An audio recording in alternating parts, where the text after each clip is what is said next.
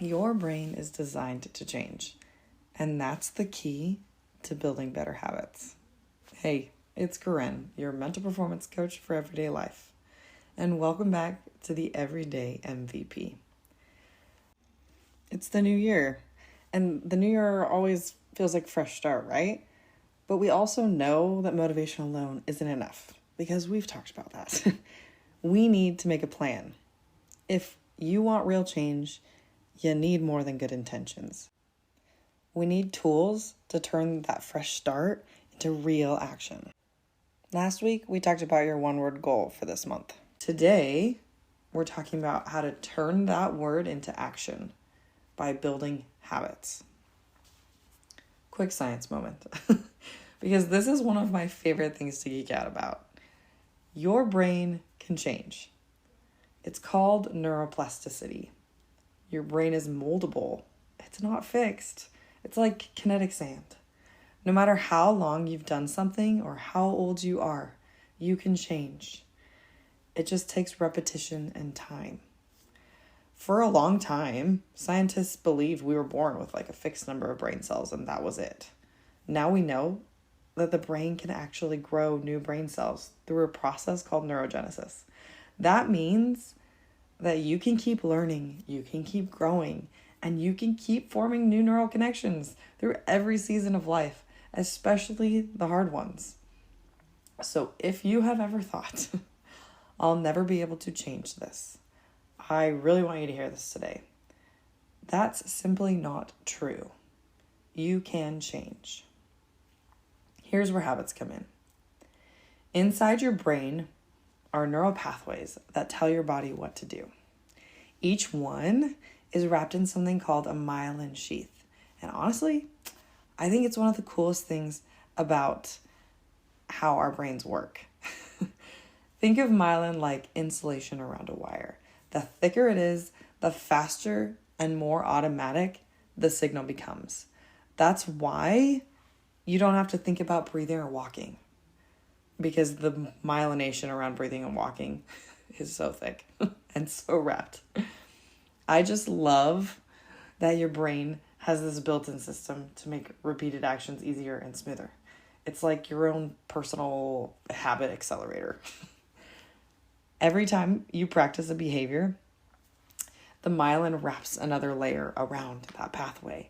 And the more you repeat it, the faster and easier it becomes. That's how habits form.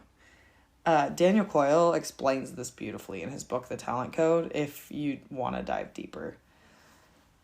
So when you think, I'll never be able to do this, remember, it is possible. It will just take time. You cannot rewire your brain overnight, as much as I wish that I could. There are no quick fixes, as much as I wish there were, but there are tools we can use, and we're getting into those now. And here's the key about myelin. It doesn't unwrap. That means you don't break a habit, technically. You build a new one. I like to say, in order to break a habit, you have to form a new one. The old pathway still is going to exist. But when you repeat a new behavior enough times, your brain starts choosing that new path instead of the old pathway. This also means you're going to mess up. You'll fall back into old habits sometimes because those pathways fire faster. And that's just going to be part of the process. Messing up is part of the process. Change isn't going to be instant. Automatic behavior takes time to rewire. The good news, you're not stuck. We're not stuck. No one's stuck.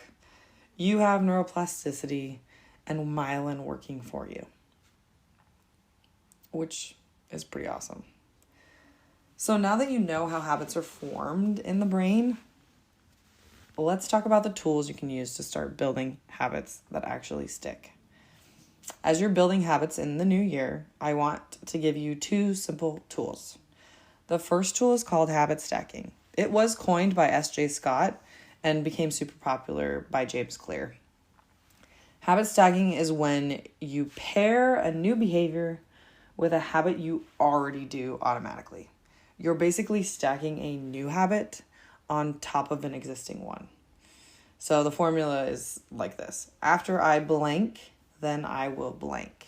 For example, after I brush my teeth, I put my retainer on.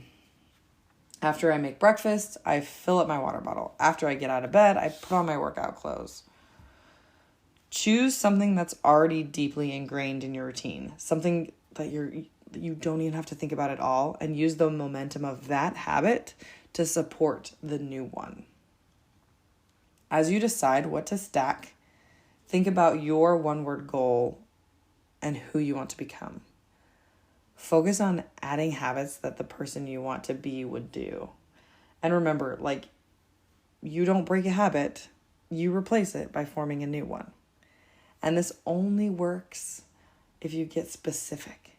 The more specific the habit, the less room there is for negotiation. That brings me to the second tool. Write it down. I can't say that enough. Write down when you're going to do the habit and where you'll do it. So you're going to write down when to do the habit and where you'll do it. Stop leaving it up to chance. We are so good at that. Why are we so good at leaving it up to chance? And then our brain is just constantly trying to remind us when we should do it and negotiating with us. So instead of saying, I want to write more, right? I'm going to write more in the new year. I would want you to try this. I will write for 30 minutes at 12:30 p.m. at my desk. Research shows, there is research on this, that shows that when you write down when and where you'll do something, you are far more likely to follow through, regardless of motivation. And once it's written down, you don't have to decide anymore. The decision has already been made. That alone reduces overwhelm. Your brain can finally relax because it's not constantly reminding you or negotiating with you. Write it down now to help propel you later. And here's the bigger picture. Following through on what you commit to, even the small habits, is how you build trust with yourself. Think about the people in your life you trust the most. What makes them trustworthy? A lot of it comes down to them keeping their promises and showing up when they say they're going to show up, or communicating when something changes, right? I want you to become that person for yourself. Keep the promises you make to yourself. Build trust with yourself. And even when life happens, and it will, find a way to honor your commitments. Even if it's doing a 5-minute workout or going for a walk or whatever it is to move your body. The more you keep promises to yourself, the more you learn that you can trust yourself. And that might be the most powerful habit of all, becoming someone you can count on. So as you head into the rest of your day today, remember this, Mind Lead team. Your most valuable player is you. Every day is a new day. Breathe in, breathe out. You've got this.